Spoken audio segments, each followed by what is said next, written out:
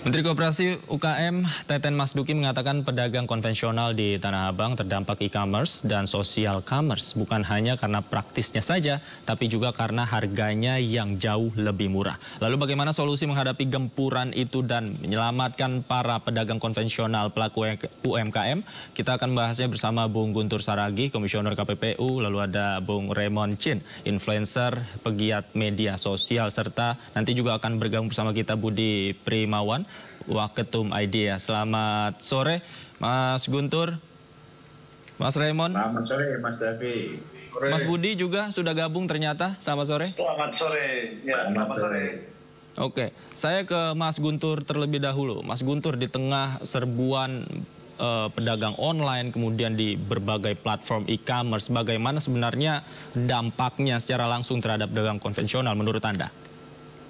Baik, soal dampak bisa banyak faktor ya, tapi mungkin saya kembali fokus pada isu yang muncul nih, predatory pricing gitu ya. Jadi salah satu yang dialamatkan dan dikaitkan oleh KPPU itu terkait predatory pricing. Satu hal yang perlu diketahui, predatory pricing itu di KPPU itu adalah bentuk pelanggaran. Diatur di pasal 20 Undang-Undang 5 1999. Nah, namanya pelanggaran harus berangkat dari alat bukti. Jadi isu yang selama ini berkembang, ini predatory pricing, tentunya KPPU tidak bisa mengambil kesimpulan itu.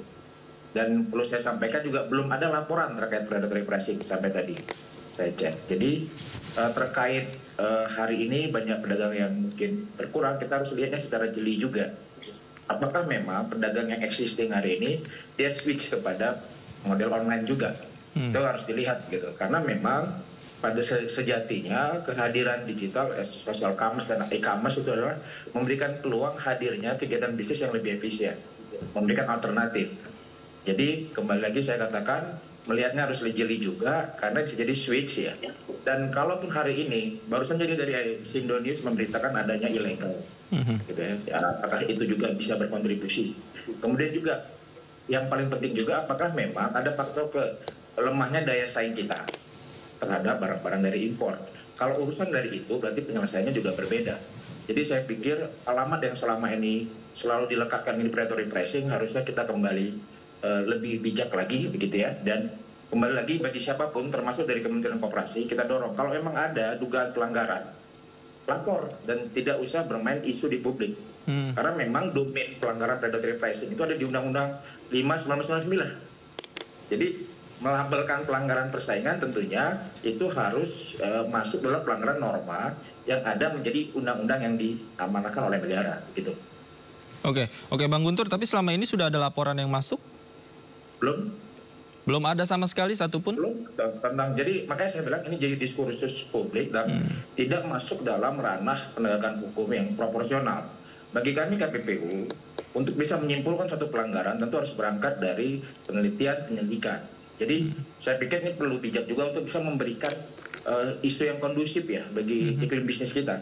Karena kalau hari ini dengan gampang mengatakan melabel pelanggaran-pelanggaran dan segala macam, itu menjadi tidak kondusif bagi dunia bisnis di kita. Oke. Saya ke Bang Raymond. Bang Raymond, Anda pengusaha sekaligus influencer. Menurut Anda apa yang membuat e-commerce ini bisa sangat mematikan bagi para pelaku usaha konvensional? Ya, saya tuh 8 tahun terakhir praktisi digital, konsultan digital untuk perusahaan multinasional di Singapura juga. Jadi saya tuh tahu betul perubahan e-commerce dan public policy digital, lebih tepatnya di Indonesia ya. Karena kejadian ini pernah terjadi di Shopee waktu itu. Di saat Shopee ngebuka cross border, yaitu siapapun bisa membeli produk langsung dari Tiongkok masuk ke Indonesia. Dan itu sangat amat berbahaya untuk UMKM karena kita tahu betul manufacturing dan supply chain di negara ini tuh belum semaju dibanding negara-negara yang tempat kita impor, misalnya kayak Tiongkok. Jadi ya sudah pasti pas barangnya masuk ke Indonesia, pasti barangnya jauh lebih murah. Dan di saat itu terjadi, barang-barang yang beredar sekarang di e-commerce pada umumnya, UMKM yang sebelumnya adanya cross border ini tuh pasti kalah saing. Menurut saya pasti kalah saing. Tapi sampai di skala mana, benar sekali saya setuju sama Pak Guntur, harus dilakukan penyelidikan berdasarkan data dan fakta yang ada. Tapi social commerce ini sesuatu yang baru karena merubah perilaku ya. Sebelumnya di e-commerce harus pengen beli barang dulu baru ke e-commerce. Sekarang dengan social commerce tidak ingin beli barang, scrolling, tahu-tahu terbeli gitu. Jadi perubahan perilaku konsumen itu lumayan impulsif, itu yang menurut saya harus diperhatikan. Jadi saya setuju harus ada penyelidikan dan lihat dari data lagi ya kalau soal ini. Oke, tapi kalau dari sisi harga, mengapa Bang? Kalau beli produk langsung misalnya dari Tiongkok ini cenderung lebih murah. Padahal ini kan notabene barangnya lebih jauh, kemudian lokasinya lebih jauh dibandingkan dengan pedagang konvensional. Mengapa bisa demikian?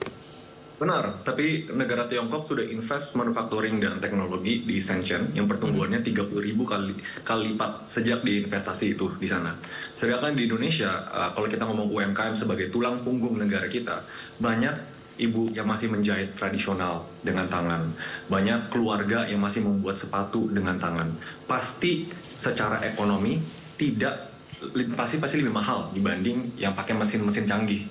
Jadi hal-hal itu kan sebenarnya perlu kita pilah. Apakah kita perlu barang yang lebih murah atau barang yang dibuat pakai tangan dari UMKM? Apakah itu juga bisa lebih bagus gitu? Ini semua tuh nggak bisa dibilang ada yang benar atau yang ada yang salah, tapi harus bisa dilihat dari segala sisi. Oke, baik. Baik, saya ke Mas Budi. Mas Budi, jadi bagaimana menurut Anda kalau dibilang dalam tanda kutip mematikan pedagang konvensional, menurut Anda seperti apa? Oke, terima kasih Mas. Jadi kalau kita melihatnya bahwa keadaan adanya PMSE atau perdagangan sistem PMS ini justru memberi cara baru atau jalan baru bagi para pengusaha di Indonesia untuk bisa memperkuat dan mengembangkan bisnisnya. Jadi sebenarnya kalau dibilang mematikan, tadi sama seperti Mas Lehman dan Mas Guntur, gitu. Kita juga mesti lihat mematikan dari segi apanya gitu. Karena Mas Lehman sendiri bilang banyak juga pengusaha kita yang bisa memanfaatkan ekonomi digital ini, bahkan sampai ada yang bisa berdagang secara internasional karena dipermudah dengan perdagangan melalui sistem elektronik atau PMSE atau yang biasa dikenal e-commerce. Jadi tadi Mas, kalau dibilang mematikan, kita benar-benar mesti, itu bahasa bombastis kalau saya, mesti ada basisnya gitu. Di mana ini? Atau malah sebenarnya yang mematikan bukan transformasi digitalnya, gitu. Tapi kemampuan beradaptasi dari pengusaha kita ya, atau pengusaha-pengusaha yang merasa dimatikan itu yang belum bisa memanfaatkan teknologi yang ada. Ini kan terjadi di semua sektor ya, nggak hanya e-commerce saja, transformasi digital mendisrupsi bisnis-bisnis yang sudah ada. Bagaimana pengusaha yang sekarang ada memanfaatkan ekonomi digital itu sehingga mereka bisa lebih sukses, bisa lebih mengembangkan bisnisnya dengan lebih efisien, itu yang juga kita perlu lihat. Oke, kalau kita lihat dalam kasus terkini katakanlah pedagang Tanah Abang yang sudah juga mungkin sudah sebagian mulai beralih memasarkan barang dagangannya melalui digital, tapi tetap saja kalah saing. Menurut Anda? Ya, balik lagi tadi, kalah saingnya dari segi mana? Kalau masalah sepi atau ramainya pusat perbelanjaan, mungkin sama seperti yang Mas Bebe bilang, kita mesti lihat dari kajian yang lebih mendalam lagi. Apakah hanya karena orang tidak ada yang mau belanja offline lagi, apa benar begitu, ataukah karena ada faktor lain, faktor lokasi dan lain sebagainya. Lokasi misalnya orang udah nggak perlu jauh-jauh ke Tanah Abang lagi karena di daerah-daerah Depok, Bekasi dan sebagainya ada tempat belanja, tentu orang akan lebih memilih tempat yang mudah. Jadi kita perlu lebih menyikapi dengan lebih arif gitu ya, bagaimana fenomena sepinya beberapa pusat perbelanjaan itu, apa penyebab utamanya. Nggak dengan mudah kita bilang karena orang pindah ke online. Karena seperti yang kita lihat sendiri, masih banyak pusat perdagangan yang rame ya. Bahkan yang nggak jauh dari Tanah Abang pun masih ada yang rame gitu. Jadi kita perlu lihat lebih ini lagi. Kalau masalah mereka bersaing di online, baik di e-commerce maupun di media sosial, kita juga bisa sama-sama lihat dari segi bagaimana mereka mengelola bisnis digital. Karena bisnis digital itu nggak mudah. Nggak sekedar kita buka account atau buka toko lalu dengan kita diam akan masuklah pembeli atau pemasukan. Tetap harus dikelola, di-manage dengan baik. Dan teman-teman di anggota IDEA gitu ya, yang pengusaha marketplace ya, itu punya banyak program untuk membantu teman-teman yang lagi mau beralih untuk bisa memanfaatkan. Nah sekarang tinggal kan yang dibilang tuh it takes two to tango ya. Kalau kita kasih platformnya, kita kasih pelatihannya, tapi yang teman-teman pengusaha masih ada yang tidak mau beradaptasi, tentu tidak akan mencapai sukses yang seperti yang diharapkan. Oke, saya kembali ke Mas Guntur. Mas Guntur, kalau dari kajian KPPU sendiri melihat fenomena yang terjadi akhir-akhir ini, khususnya di pedagang Tanah Abang, ketika mereka sudah mulai beralih memasarkan produknya menggunakan berbagai platform di online, kemudian omsetnya masih saja turun. Kalau dari strategi menurut Anda, apa sih yang kurang?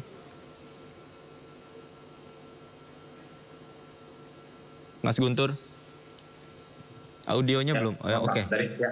Kalau tadi katakan tadi ada yang sudah beralih ke online, saya pikir itu pilihan yang cukup rasional gitu kembali, karena tadi pelaku usaha punya kebebasan. Jadi ketika dia memilih media online, barangkali efisiensi bisa didapat, begitu coverage ya. Justru kalau kita lihat ini jangan menjadi suatu tanda kutip seperti ancaman. Satu hal, perdagangan luar negeri kita itu kecil.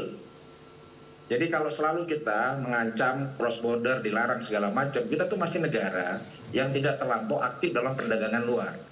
Jadi justru tadi kalau dari Pak Budi, dari dia atau Mas Leman ya, justru yang diharapkan dengan digital hari ini, oke, satu sisi ada pemain luar yang masuk ke kita. Ini realita, ini keniscayaan begitu. Ada produk-produk, kalau kita belajar teori ekonomi, teori pertukaran segala macam, akan mungkin pelaku di luar lebih kompetitif. Kenapa nggak harus dibalik? Ini juga opportunity pelaku usaha di dalam kita menambah pasar luar.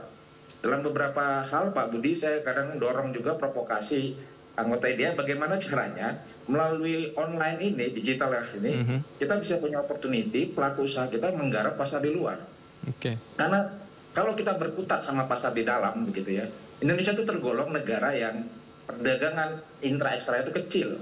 Bahkan di ASEAN kita kecil. Kalau saya bercanda dengan mitra-mitra KPPU di ASEAN, ASEAN ini ramai di sepak bola tapi rendah dalam perdagangan. Apa artinya persaudaraan di satu itu? Jadi saya pikir yang harus dilihat dari sini adalah yang terpenting, kalau ada pelanggaran monggo itu masuk penegakan hukum, tentu kami berangkat dengan alat bukti. Tapi kalau tidak ada, mari kita lihat digital ekonomi ini sebagai opportunity. Saya berharap seperti Mas Raymond gitu ya, bisa mendorong pelaku-pelaku kita untuk bisa menambah keluar. Atau mungkin dari Pak Budi dengan anggota IDEA-nya. Saya seringkali men-challenge seperti itu. Jadi ini opportunity sebenarnya harus dilihat. Dan kembali ada pelanggaran, mari kita proses secara penegakan hukum. Jadi tapi tidak bermain di publik seolah-olah ini memberikan ketidakpastian gitu. Jadi saya pikir diskursus soal predatori, dan kalau memang nanti ada daya saing yang berbeda, mungkin di luar daya saingnya bisa jadi ada subsidi dari negara seperti dumping. Di Kementerian Perdagangan ada KADI, Komisi Anti Dumping. Itu bisa bekerja secara penyelidikan dan nanti hasilnya seperti apa. Kalau memang ada dumping, maka akan ada biaya anti dumping, biaya masuk anti dumping. Dan kemudian kalau memang kita ini kurang bersaing dengan pelaku yang lain, kita bisa menggunakan model entry barrier seperti apa? Seperti standarisasi. Produk dalam negeri berlaku standar. Nah, bisa jadi kita terapkan seperti itu. Namun tidak dalam diskursus semua harus melarang dan tuduhan pelanggaran persaingan, dan itu kita harus lebih bijak ke depan. Oke, saya ke Bang Raymond. Bang Raymond, mungkin kita sama-sama sepakat soal opportunity terbuka lebih luas. Namun mungkin yang jadi pertanyaan sekarang, bagaimana cara pedagang konvensional untuk mengakses kesempatan tersebut? Kemudian bagaimana caranya? Mungkin mereka juga masih belum tersosialisasikan dengan baik untuk mengakses pasar di luar negeri seperti itu. Menurut Anda seperti apa, Bang Raymond? Ya, kalau saya harus jujur sebagai pelaku industri ya, kita memang tertinggal, dan tertinggalnya lumayan jauh. Kayak perihal pembinaan, ilmu dari segi digital, branding, finance, bahkan sampai strategi cara ekspansi ekspor ke luar negeri, kita sangat tertinggal. Memang solusi yang terbaik adalah gimana cara satu warga di Indonesia tuh level up, semuanya belajar gimana cara bersaing secara internasional. Tapi menurut saya pasti itu butuh waktu. Dan sekarang tuh di zaman dimana semua perusahaan di Indonesia yang saya tahu bentuknya startup atau perusahaan digital itu sedang mencari profitability, yaitu dalam satu arti tidak membakar uang untuk promo atau marketing. Nah, kasusnya menurut saya itu agak beda dibanding TikTok. Kalau TikTok atau kita bilang asal Tiongkok, mereka sedang lebih banyak uang dibanding negara digital perusahaan yang ada di Indonesia sekarang. Jadi kita bakal mundur lagi balik ke masa-masa promo-promo dan burning money yang menurut saya sebenarnya secara kompetisi bisnis kurang sehat dan environment-nya tidak mendukung untuk orang naik level gitu. Jadi saya tuh sekarang tuh jujur lagi menilai ya, karena saya juga tidak tahu apakah ban ini solusi yang baik, apakah jangan di ban itu juga solusi yang baik. Yang kita harus lihat sekarang adalah pro and con-nya. Semua hal baik yang TikTok bawa ke Indonesia itu apa? Semua hal yang buruk apa? Tapi jangan lupa juga hal yang mungkin akan terjadi 10 tahun ke depan atau 5 tahun ke depan. Karena TikTok sudah berkali-kali di beberapa negara lain di-ban. Kenapa? Karena data privacy. Misalnya di India tahun 2020 yang sampai sekarang ternyata masih jadi concern. Di US, commerce-nya itu. Jadi hal-hal ini tuh multidimensional sampai ke ranah geopolitik, sampai ranah apakah data privacy itu aman. Jadi menurut saya sih memang solusi nomor satu kita semua harus level up. Baik. Tapi solusi yang lain ya harus dilihat berdasarkan data. Jadi hopefully ya Indonesia bisa bersaing. Oke, baik. Saya ke Mas Budi terakhir. Mas Budi, strategi yang tepat untuk memanfaatkan berbagai platform e-commerce agar pedagang konvensional kita juga bisa meraih omset yang maksimal seperti apa? Karena tadi dikatakan Mas Raymond, sebenarnya kita juga jauh tertinggal.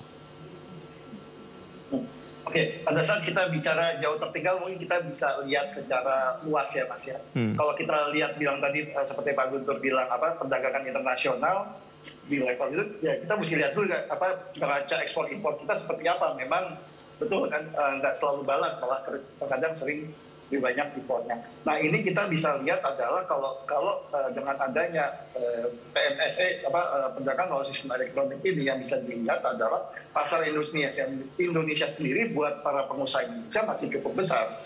Terbukti pada waktu kita bikin Harbolnas tahun 2022 kemarin ya Desember, itu produk lokal bisa mencapai transaksi sekitar 10 triliun ya dalam waktu 3 hari. Jadi pasarnya masih banyak. Cuma sekarang yang penting adalah buat para pengusaha seperti yang saya sampaikan tadi. Sekarang sudah ada sekitar berapa ya? Sekitar 20 juta UMKM yang sudah onboarding di anggota IDEA ya. Itu semua membuktikan mereka melihat opportunity.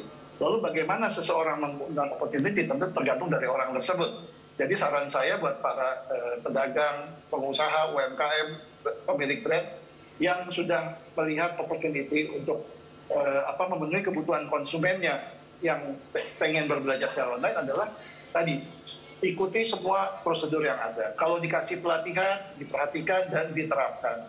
Karena kalau kita tidak manage toko kita dengan baik, tidak memanage bisnis online kita dengan baik, itu sama saja tidak akan ada bisnis yang otomatis tanpa usaha. Mungkin Mas Raymond juga aware gitu ya, tahu akan menghasilkan uang, itu semua mesti diusahakan. Jadi kerjasama dengan baik dengan platform di mana Anda memanfaatkan teknologi digital ini, e-commerce ataupun sosial media, dan lihat bagaimana cara kita mengembangkan bisnisnya. Dan tadi bisnis penjualan itu kan hanya satu area ya.